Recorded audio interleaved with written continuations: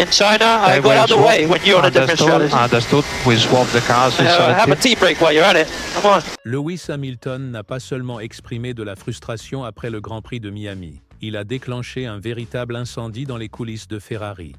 Un événement que peu de gens avaient vu venir. Les communications radio étaient pleines de tension. Son ton était tranchant. Et son message ne laissait aucun doute. Quelque chose ne va pas du tout dans la stratégie de Ferrari. Il n'a pas tourné autour du pot.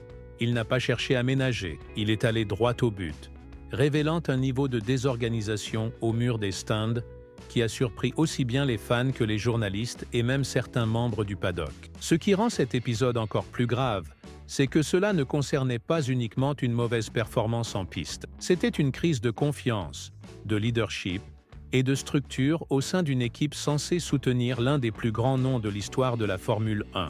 Avant d'analyser en détail chaque aspect de cette affaire, depuis la fuite des communications radio jusqu'aux déclarations de Hamilton après la course et les répercussions internes chez Ferrari, n'oubliez pas de liker cette vidéo, de vous abonner à la chaîne et de rester avec nous jusqu'à la fin, car ce que vous allez entendre pourrait complètement changer la perception de la trajectoire de Hamilton avec l'équipe italienne. Tout a commencé avec un message radio explosif qui a profondément secoué Maranello. L'explosion verbale de Hamilton est survenue à la suite d'une série d'ordres d'équipe, confus, émis en temps réel, à la vue de tous. Le Britannique avait débuté la course avec des pneus durs et, après être passé aux pneus médiums, il s'est retrouvé derrière Charles Leclerc, qui roulait encore avec les pneus durs.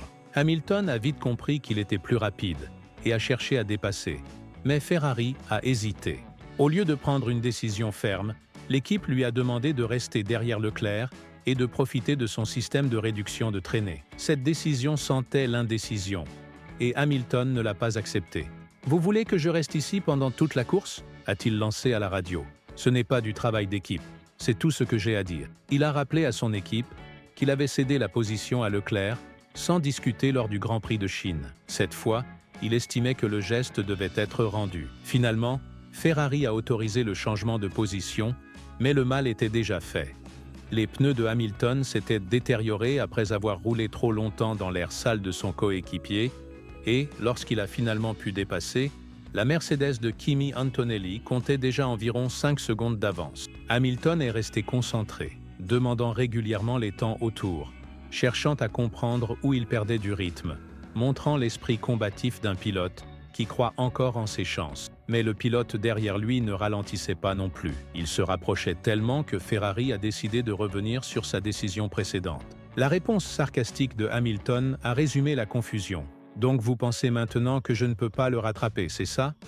Puis il a ajouté avec ironie « Prenez un thé pendant ce temps-là. » Et lorsque l'équipe l'a informé que Carlos Sainz arrivait rapidement, Hamilton a répondu « Vous voulez que je le laisse passer aussi ?» Lorsque le drapeau à damier est tombé, Hamilton a terminé en 8e position, juste derrière Leclerc. Un résultat qui ne reflétait pas le chaos stratégique vécu chez Ferrari et qui n'a fait qu'aggraver la colère du Britannique. Son interview d'après-course a été tout aussi directe. « Prenez une décision. Vous avez toutes les données. Décidez rapidement », a-t-il déclaré. « Nous sommes dans la voiture, en train de nous battre, en train de traiter des milliers d'informations à la seconde, et la tension ne s'est pas arrêtée là. » Hamilton a révélé que le directeur de l'équipe, Frédéric Vasseur, s'était rendu dans son garage après la course. Selon lui, la conversation était tendue. « Je lui ai juste mis la main sur l'épaule et je lui ai dit « Calme-toi, ne sois pas si sensible », a confié Hamilton aux journalistes. Ça aurait pu être pire.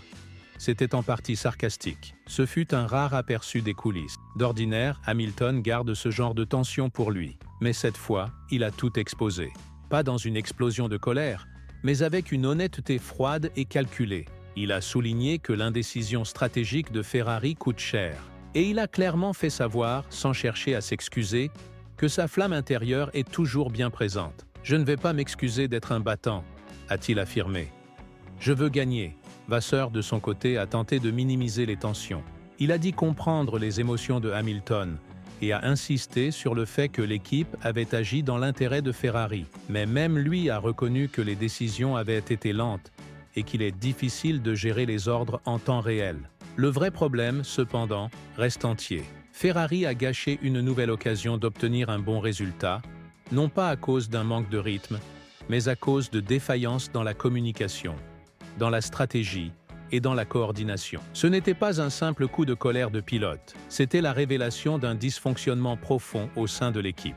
Hamilton n'était pas seulement agacé par une mauvaise décision concernant un dépassement, il se trouvait dans une voiture déjà en difficulté et voyait ses maigres chances anéanties par des erreurs évitables. La décision de Ferrari de revenir sur l'ordre initial est arrivée trop tard pour avoir un quelconque effet. Et la façon dont cela a été géré a plongé même les pilotes dans la confusion. Toute cette histoire aurait pu être évitée avec un plan clair et une communication plus rapide. L'appel de Hamilton à plus d'urgence et de leadership n'était pas un caprice. C'était un appel à l'aide de la part d'un pilote qui connaît l'exigence de la performance de haut niveau et qui voit sa fenêtre de succès chez Ferrari se refermer.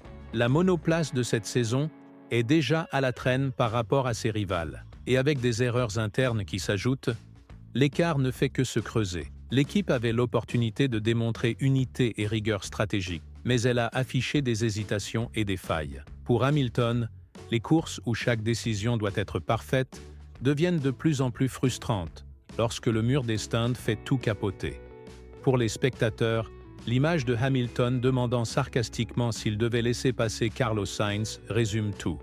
Son message à Ferrari est clair. Si l'équipe veut inverser le cours de la saison, elle devra s'aligner sur son niveau d'engagement et de clarté, parce que Hamilton n'est pas là pour simplement compléter la grille. Il est là pour gagner. Et si Ferrari continue de se tirer une balle dans le pied, ce projet rêvé pourrait vite tourner au cauchemar. Et vous, que pensez-vous des décisions de Ferrari à Miami? L'équipe a-t-elle eu raison de demander à Hamilton de garder sa position?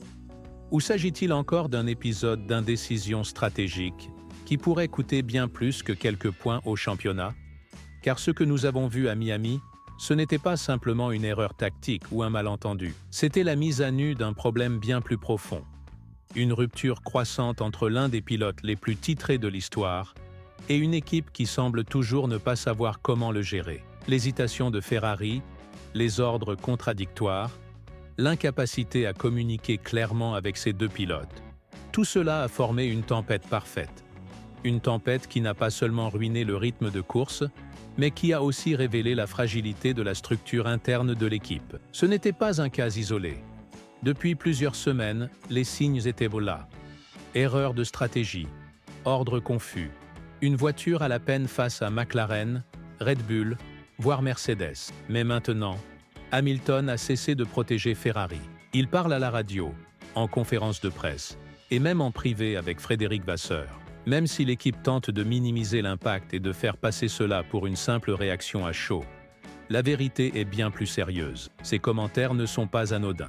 Ils sont un signal public de défiance envers la direction actuelle. Hamilton s'attendait à des défis en rejoignant Ferrari. Il savait que s'adapter à une nouvelle équipe et une nouvelle voiture prendrait du temps. Mais ce à quoi il ne s'attendait pas, c'était d'être ralenti par des confusions internes, des signaux contradictoires dans les moments cruciaux et des freins injustifiés dans sa course. Ce qui rend les choses encore plus graves, c'est que cela est arrivé juste après qu'il ait volontairement cédé sa place à Leclerc en Chine. Un geste de confiance. À Miami, il espérait que ce respect serait réciproque. Au lieu de cela, on lui a demandé de patienter, on l'a libéré trop tard avec des pneus déjà usés, puis on a de nouveau changé d'avis. Ce n'est pas seulement le dimanche de Hamilton qui a été mal géré. C'est toute la gestion interne de Ferrari, dans sa dynamique d'équipe et dans sa prise de décision en course, qui est remise en cause. Quand vos deux pilotes doivent négocier entre eux en pleine course, quand les messages radio sont remplis de sarcasme, de frustration et de confusion, ce n'est plus un simple problème de stratégie, c'est un problème de commandement. La vraie question est désormais la suivante. Comment Ferrari va-t-elle réagir? L'équipe va-t-elle avoir les discussions difficiles qu'elle évite depuis longtemps? Va-t-elle revoir ses procédures stratégiques pour éviter que cela ne se reproduise? Ou va-t-elle continuer à faire semblant que tout va bien pendant que la tension interne continue de monter? Car s'il y a une chose que les paroles de Hamilton ont clairement montré, c'est qu'il a encore faim. Il croit toujours pouvoir gagner. Mais il sait aussi que la conviction seule ne suffit pas. L'équipe doit être à la hauteur de son intensité, de sa réactivité mentale et de ses exigences d'excellence, pas seulement sur la piste, mais aussi sur le mur des stands. Et vous, qu'en pensez-vous? Hamilton a-t-il eu raison de s'exprimer? Ferrari a-t-elle pris les bonnes décisions? Ou assistons-nous au début d'un effondrement à Maranello? Dites-le nous en commentaire. N'oubliez pas de liker, de vous abonner et d'activer la cloche pour ne rien rater. Car si ce qui s'est passé à Miami n'était qu'un avant-goût, les prochaines courses pourraient être encore plus explosives. Hamilton a clairement posé ses conditions. Désormais, c'est à Ferrari de jouer. Et nous serons là pour observer.